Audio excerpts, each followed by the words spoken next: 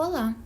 Hoje falaremos sobre o artigo Percepção e Identificação de Tons em Diferentes Timbres, usando o diâmetro da pupila para investigar a habilidade de ouvido absoluto, publicado no jornal Psicologia da Música em 2022 por Patrícia Vanzelli e outros autores. Mas o que é ouvido absoluto?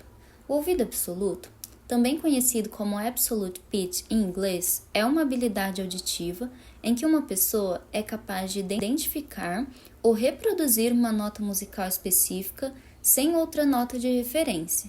Em outras palavras, uma pessoa com ouvido absoluto pode ouvir uma nota musical, como um dó, e identificá-la sem a necessidade de ouvir outras notas como contexto.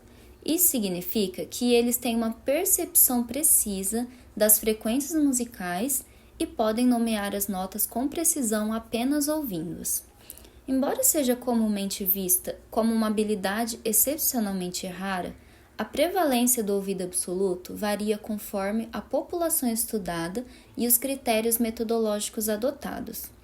Pesquisas comportamentais indicam que indivíduos com ouvido absoluto enfrentam maiores desafios na percepção e identificação do tom em determinados timbres, ou seja, para acertar com precisão as alturas em determinados timbres, os participantes podem precisar usar estratégias relacionais para compensar uma limitação em sua percepção.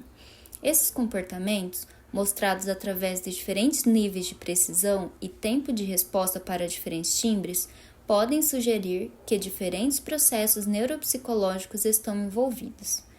Considerando isso, o artigo mencionado busca investigar a influência do timbre da voz humana e do piano na capacidade de percepção e identificação do tom por parte de indivíduos com ouvido absoluto, considerando a velocidade e a precisão da identificação do tom.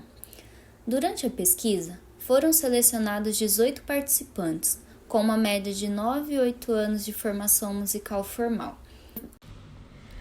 Antes de iniciar a sessão experimental, todos os participantes foram devidamente informados sobre a natureza do estudo e preencheram um questionário demográfico detalhado, incluindo informações sobre sua experiência musical e se consideravam ter ouvido absoluto. Durante a sessão experimental, os participantes foram solicitados a identificar e rotular tons musicais em diferentes timbres, buscando a maior rapidez e precisão possível. A tarefa foi dividida em 72 tentativas e organizada em um paradigma de blocos, com um total de 12 blocos, 6 para timbres vocais e 6 para timbres de piano. Foram utilizados estímulos auditivos compostos por 24 tons de piano e 24 tons vocais, abrangendo todas as notas da escala cromática entre o Lá e Sol sustenido. Os estímulos vocais naturais foram executados por uma cantora soprano profissional, que ouvia cada tom tocado no piano e então reproduzia com a vogal A. Durante a tarefa, foi medido o diâmetro da pupila do olho direito dos participantes, usando um dispositivo rastreador ocular. Eles foram instruídos a manter o olhar fixo em uma marca-alvo durante a apresentação dos estímulos e das respostas.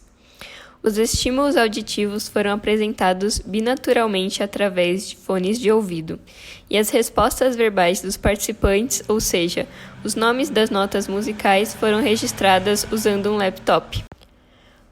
Por fim, foram realizadas análises estatísticas das seguintes variáveis: 1. Informações demográficas relativas à formação musical, incluindo idade de início da formação musical, horas diárias de prática e anos de formação formal em música. 2.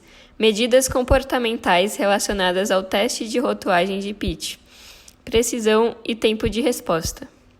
E 3. Medidas pupilares. Os resultados comportamentais revelaram que os participantes apresentaram uma precisão média de 83,1% na tarefa de rotulação de tons, com um tempo médio de resposta de 1,9 milissegundos. Surpreendentemente, não foram encontradas diferenças significativas na precisão ou tempo de resposta para tons de piano vocal. Além disso, não houve efeito significativo da cor das teclas, brancas ou pretas, na precisão ou tempo de resposta. embora tenha havido uma tendência para um tempo de resposta mais longo para tons vocais em comparação com tons de piano.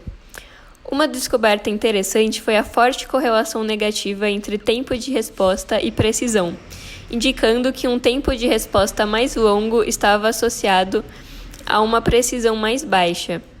Algumas correlações positivas foram observadas entre o histórico musical dos participantes, como, por exemplo, a experiência musical, que pode incluir as horas de prática diária e a idade de início do treinamento musical, indicando que indivíduos que praticam por mais tempo ou que tiveram introdução musical mais cedo tendem a ter um desempenho melhor. Em relação ao registro de dilatação da pupila, os pesquisadores observaram uma dilatação pupilar significativamente maior em resposta a tons vocais do que a tons de piano. Além disso, a dilatação pupilar foi maior para tons correspondentes às teclas pretas do que para teclas brancas.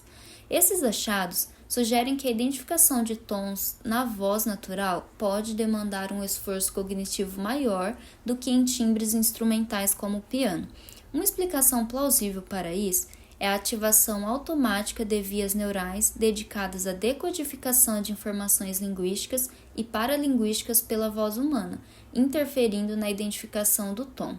Também se sugere que informações não linguísticas contidas na voz humana possam estar intrinsecamente representadas durante a percepção de tom, exigindo maior alocação de recursos cognitivos.